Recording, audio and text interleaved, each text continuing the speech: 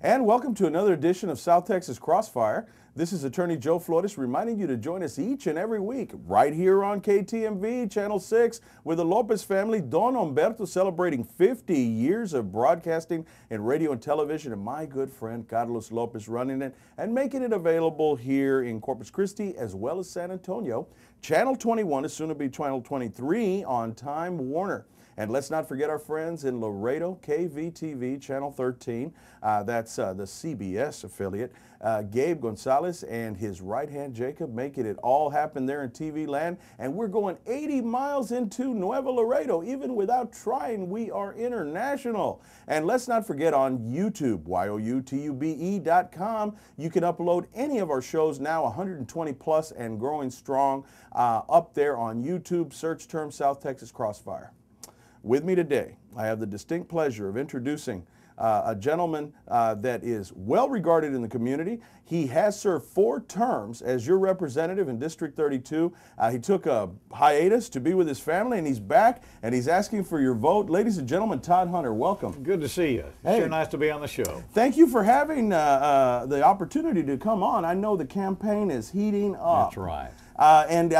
Before anybody says anything, you know I'm a Democrat, but I got to get equal time here. And also, a lot of people out there are saying they're going to vote with their heart, not just with the party. Blue and red, as Barack Obama says, bleeds into one sometimes. So here we are in the District 32 race. It's heating up. Let's jump in feet first and talk about lobbying. We're going to talk about that. I know that's a hot button issue for you guys. I saw the commercial from your opponent, Mr. Garcia, last night, and said he's not going to put up with any lobbying efforts as soon as you serve, and then you walk out. It's a revolving door. I saw the commercial. Very clever. It was very cleverly shot. How do you respond to that people do a revolving door and come out as lobbyists as soon as they've served? Well, you know, a lot of people bring up the issue of lobby, and you have a lot of groups that lobby. For example, the lawyers. Lawyers have lobbyists. We have hospitals that have lobbyists. You know, the issue is lobbyists can do good things. My point in the campaign is I'm a practicing lawyer and I have done lobbying. I haven't done it since 2007. But here's the interesting issue on lobbying. One, he never passed any legislation on lobbying. That's just a campaign commercial. He filed a bill that never went anyplace. That shows me we need more seniority and education in the legislature, because just filing something, it's kind of like you and I at the courthouse. You can just file anything, but you got to push your lawsuit papers, you got to push the defense to get something done. But here's the interesting thing, especially for your viewing audience. He runs a TV commercial, and he comes off, I'm against lobbyists, I'm against those big bad PACs. But it's interesting that you asked me that, because I brought this today. Isn't it interesting that as early as last night in Austin, notice this is off the internet, a lobby PAC fundraiser for my opponent. Now hold it a second. Maybe his foot let some of those lobbyists through if they gave him checks. All right, I don't know. Fair enough. But I mean, here's the deal. In this race, be consistent. It's kind of like a lawyer in a courtroom. Don't argue a case and then take a different position. What he's done is he's coming off saying, hey, I'm tough on lobbyists. Number one, he doesn't tell everybody that I was a lobbyist for his wife's employer. They've had many lobbyists to basically lobby to bring health care affordability to children in our area. I didn't see anybody complain about that. But if you're going to go against lobby and PACs and former legislators who lobby, here's an example of former legislators who are lobbyists, PACs, and lobby. October 6th, last night. That's a little inconsistent. That's disingenuous. Don't come in here and tell us how you're going to reform things and be transparent in government, and here it is off the internet. So what he's doing is he's telling you one thing in the Coastal Bend, and he's doing something else in Austin, Texas.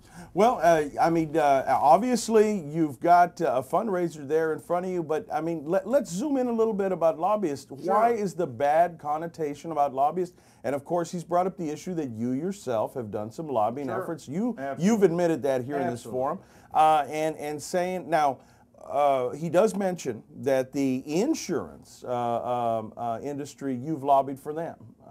Now, tell us a little bit. A lot of people, just like unfairly, I think, say a lot of bad things about trial lawyers, also about insurance. And tell me a little bit about your experience after you've served 4 terms. Absolutely. You go out and lobby, spend some time with your family. Absolutely. What was the lobbying experience like up there in Austin after you served?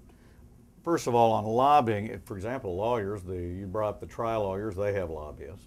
The insurance industry has lobbyists. You know, lobby has a term that some folks question. Some people say it's a profession that exists and can be done well.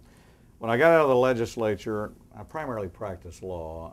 I would call myself a part-time lobbyist, which I stopped in December 2007, almost a year ago. And you almost have to live in Austin, Texas to do a lobbying full-time, because same thing in Washington. If you're not there full-time, it's pretty hard to do it full-time. But let's talk about some of the people I lobbied for. Travel industry. Some of your viewing audience may be into hunting and fishing. Some may be into ecotourism, birding. You know, one of the big industries in this area now. Boy, birding. sounds good. I help them. There's an area. Very positive. It brings in travel dollars and interest and folks to our area. There's nothing negative there. Driscoll Children's Hospital, I've done work for them. There's nothing negative there. You look at the Windstorm Association. Yeah, I lobbied from 2004 and ended it in 2007 as a lobbyist. I didn't do anything with rates. I wasn't involved in rates. But you know when you go to Austin, a lot of times who we're up against is not necessarily Republicans, Democrats. It's other areas of the state.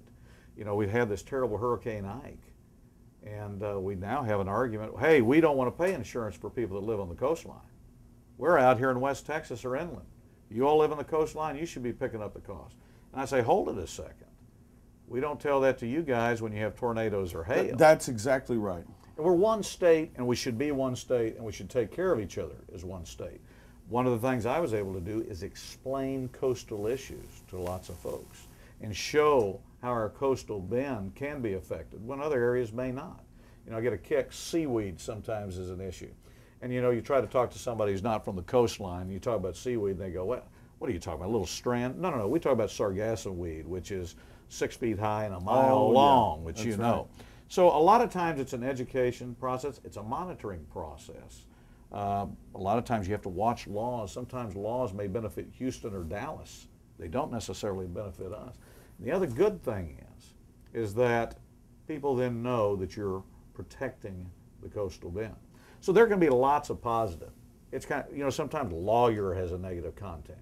A lot of lawyers do a lot of good things too. That's right. So yeah, they make it a political issue, but you notice when the political season's over, these politicians seem to take a lot of money from those lobbyists and those lawyers and those other professions.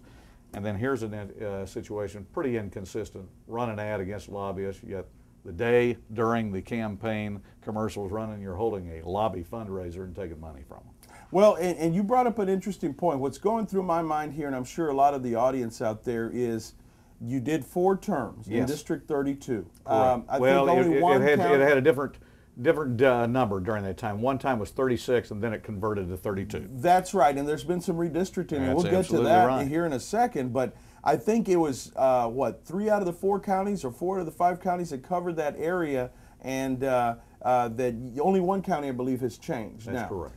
So you did the 4 terms, and what was your term between what years and what years? 1989 to 1997. I left in January of 97. And then 10 years of lobbying after that? And then 97 to 2007. Okay. So basically you've got 18 years in Austin. That's correct.